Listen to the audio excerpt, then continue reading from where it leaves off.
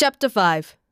About 10:30, the cracked bell of the small church began to ring, and presently the people began to gather for the morning sermon. The Sunday school children distributed themselves about the house and occupied pews with their parents, so as to be under supervision. Aunt Polly came, and Tom and Sid and Mary sat with her, Tom being placed next the aisle, in order that he might be as far away from the open window and the seductive outside summer scenes as possible.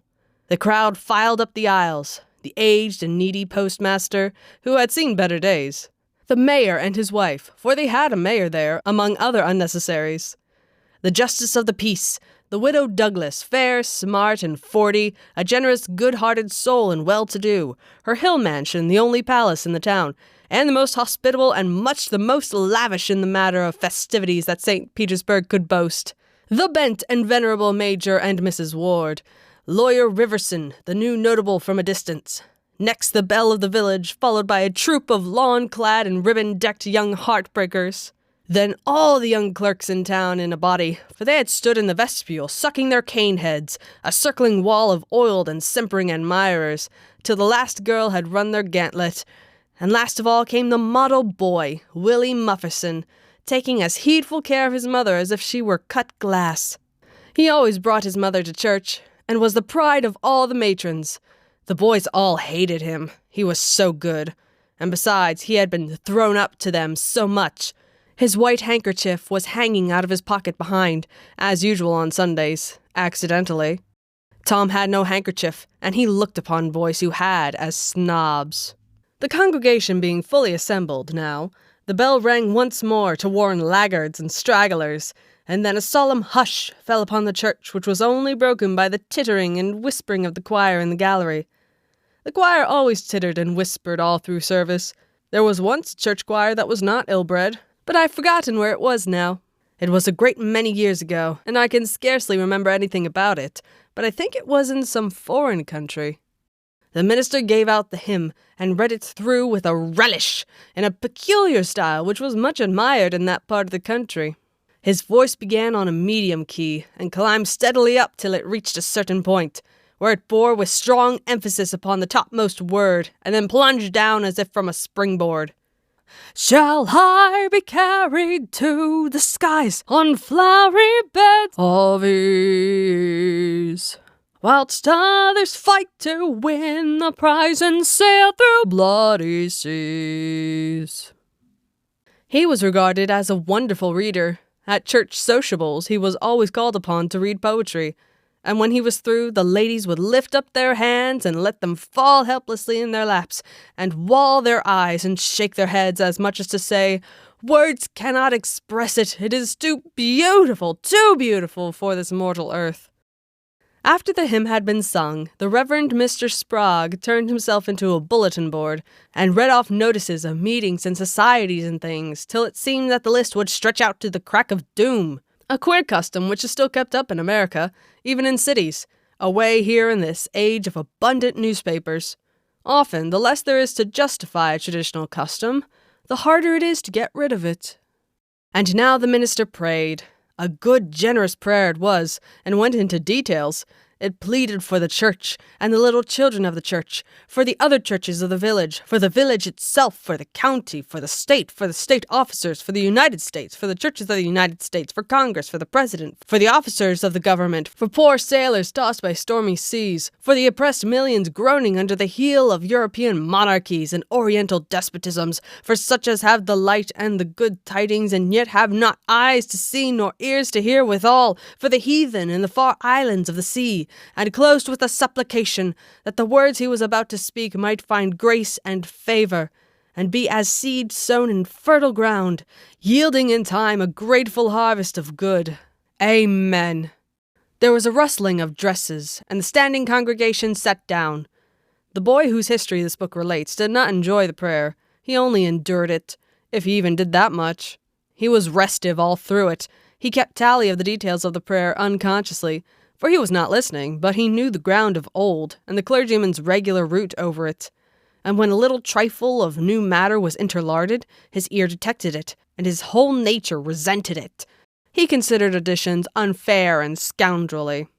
In the midst of the prayer, a fly had lit on the back of the pew in front of him and tortured his spirit by calmly rubbing its hands together, embracing its head with its arms, and polishing it so vigorously that it seemed to almost part company with the body, and the slender thread of a neck was exposed to view, scraping its wings with its hind legs and smoothing them to its body as if they had been coat-tails, going through its whole toilet as tranquilly as if it knew it was perfectly safe, as indeed it was. For as sorely as Tom's hands itched to grab for it, they did not dare. He believed his soul would be instantly destroyed if he did such a thing while the prayer was going on.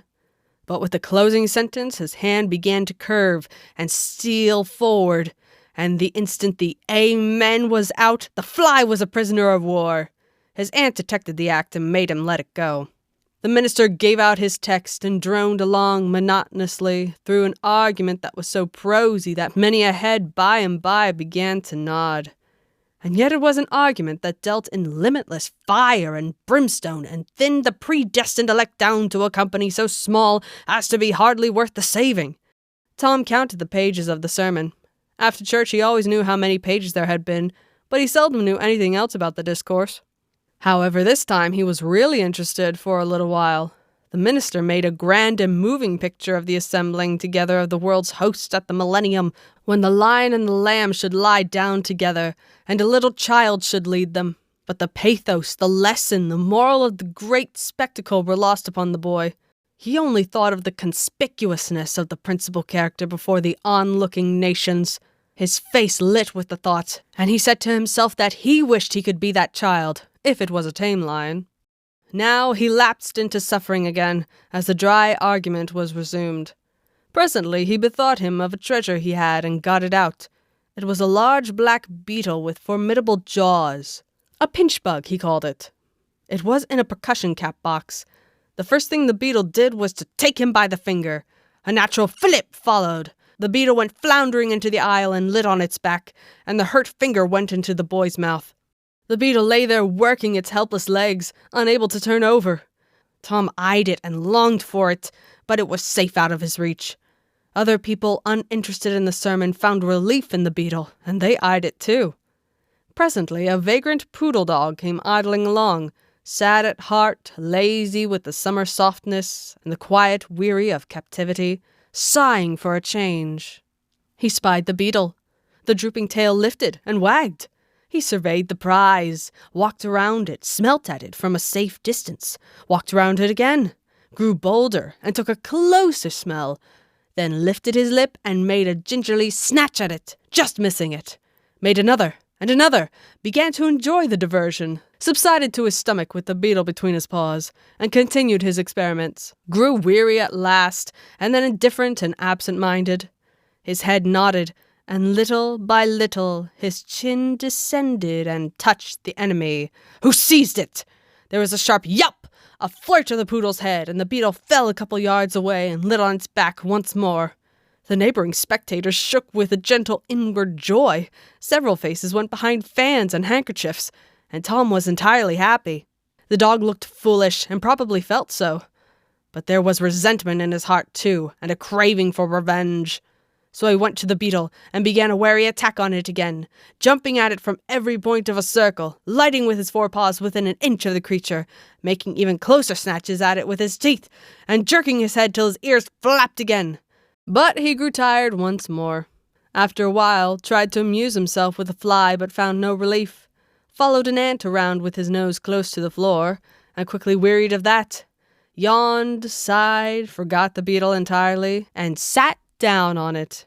Then there was a wild yelp of agony, and the poodle went sailing up the aisle. The yelps continued, and so did the dog. He crossed the house in front of the altar. He flew down the other aisle. He crossed before the doors. He clambered up the home stretch. His anguish grew with his progress, till presently he was but a woolly comet moving in its orbit with the gleam and speed of light. At last a frantic sufferer sheered from its course and sprang into its master's lap. He flung it out the window, and the voice of distress quickly thinned away and died in the distance. By this time the whole church was red-faced and suffocating with suppressed laughter, and the sermon had come to a dead standstill. The discourse was resumed presently, but it went lame and halting, all possibility of impressiveness being at an end. for even the gravest sentiments were constantly being received with a smothered burst of unholy mirth, under cover of some remote pew back, as if the poor parson had said a rarely facetious thing. It was a genuine relief to the whole congregation when the ordeal was over and the benediction pronounced. Tom Sawyer went home quite cheerful, thinking to himself that there was some satisfaction about divine service when there was a bit of variety in it. He had but one marring thought. He was willing that the dog should play with his pinch bug, but he did not think it was upright in him to carry it off.